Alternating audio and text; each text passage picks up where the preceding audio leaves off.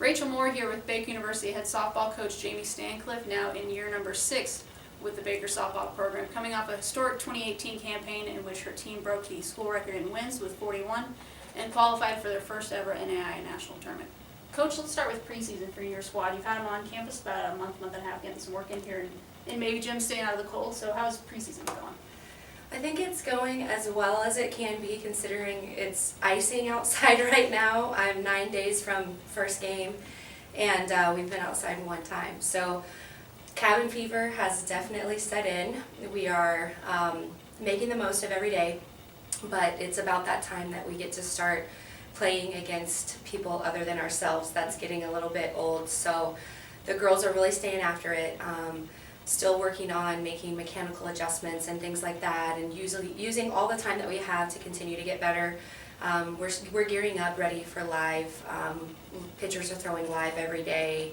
Hitters are seeing live pitching, and we're just ready to face somebody that's not also wearing the Baker colors, and put all of that work to the test. So we're very eager and anxious. Our leadership has been one of the bright points so far. We've got some upperclassmen that are really taking pride in being leaders for the team, setting the tone, making sure expectations are understood, and the way that we go about doing things. They're doing a really good job. That's definitely a bright point so far. People like Rachel Wheeler, Meg Porsche, Olivia Breeze, Riley Swickard, they've kind of established themselves into some leadership roles. And then we've got a couple younger girls that are kind of emerging leaders on the team, Michaela Strominger and Jasmine Thorpe. They lead by example, and I think they're going to be leaders on the field as well. So that's definitely a bright point and something that gets to really shine through the preseason when we're spending so much time together.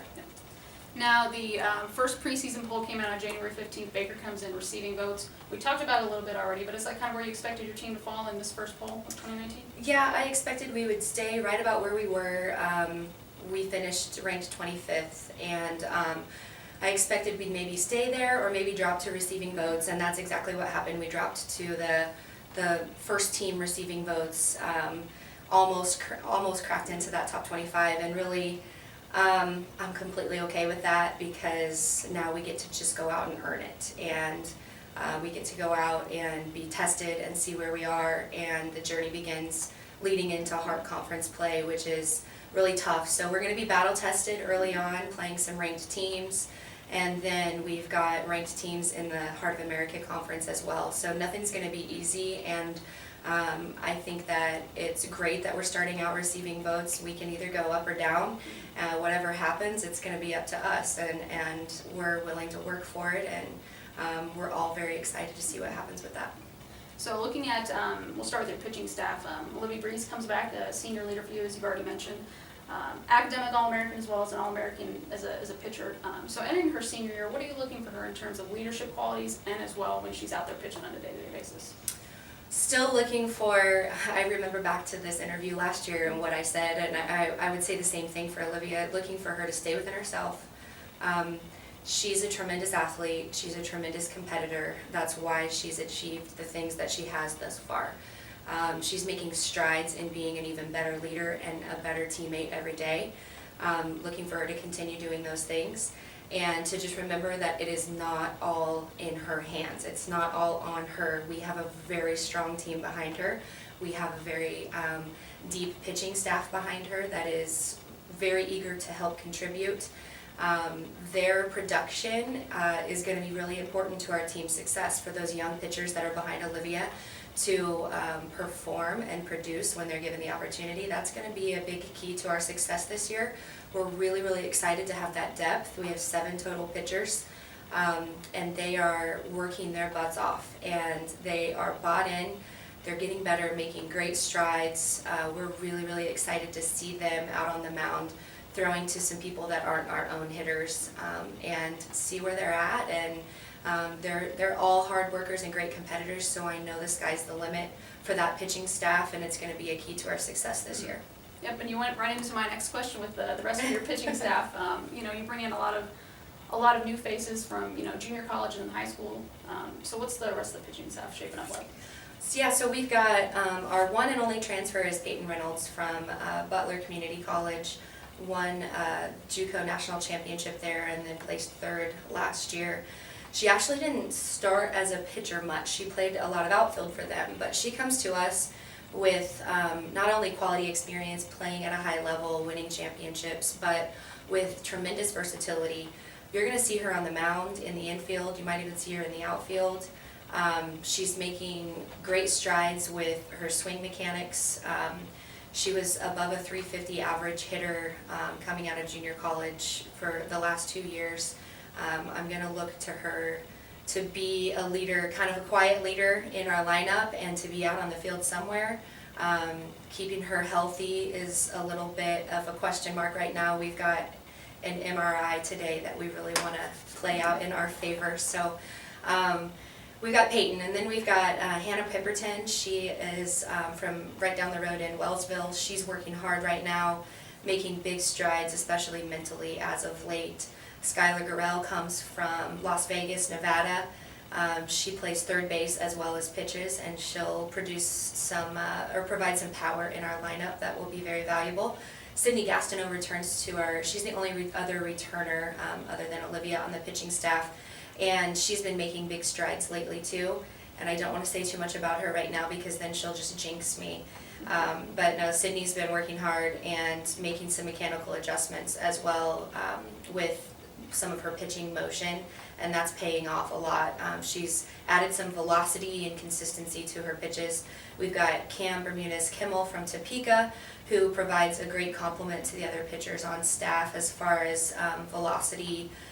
She complements their velocity really well. And then Zoe Brewer from right down the road in Lawrence, who is just a workhorse, super smart, and picking up on all of the things that Coach Hines is teaching her in the circle, working really hard. So. And now looking at the outfield, you lose Stephanie Cardona over at third base, who was big production-wise for you, but you do bring back Rachel Wheeler, Jasmine Thorpe, as well as Michaela Strominger and Evan Gonzalez, behind the plate. What's the infield looking like in 2019?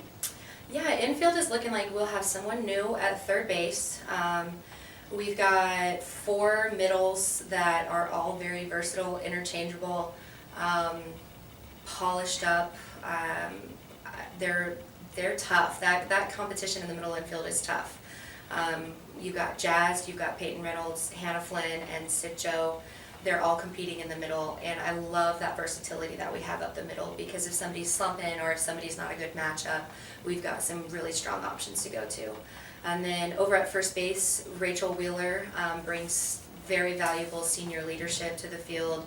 She's a vocal leader. She is has set herself apart with her communication skills on the field when the ball is in play.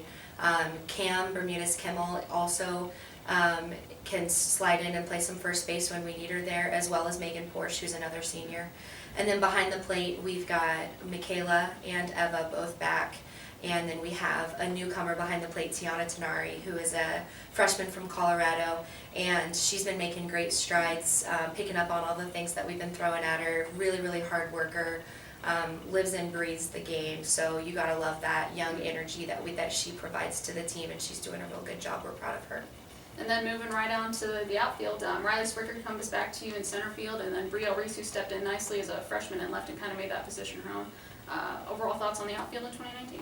Yeah, that leadership that Riley has provided in the outfield for the last 2 seasons is valuable. She's got great speed and athleticism, really strong arm, vocal leader. So I'm looking for her to contribute out there. Brielle is dangerous at the plate right now. I really like the way she's swinging the bat. She's emerging as a leader in that outfield group as well, kind of coming out of her shell and coming into her own a little bit. We have a couple newcomers. Mackenzie Chen is a slapper out of Topeka with great speed. She's been making huge strides, and I think that she'll be able to contribute both offensively and defensively with her speed. Kylie Snyder out of the state of Washington has a big bat, really strong arm, working hard, really eager to contribute. I like the things that she's doing. We have Payton Onan coming back to us this year. She's a sophomore, and she's been working really hard on her swing. I like the things that she's doing in the cages right now. I'm excited to see that play out when we face live. Zoe plays some outfield as well. So I'm excited for all of them to just finally get to be tested and have those opportunities in live competition. I think that there's a lot of versatility, interchangeability out there in the outfield. Then we'll go to Gulf Shores, Alabama this year for the Gulf Shores Invitational, where we're going to play 6 games in 3 days, and 4 of those are against ranked opponents. And so that'll be a big weekend for us, a great opportunity, a great chance to go get better, and we're excited for that. And then we will host Tabor and Morningside both here at Baker in March. I think they're just a couple days apart from each other, and they're both receiving votes right now. So that'll also be a good test as we go right into Heart Play. And Heart Play is tough. You've got Central Methodist, Grandview, MNU, Evangel. Evangel had a good freshman pitcher last year that I liked. Benedictine's always scrappy. Culver's always scrappy.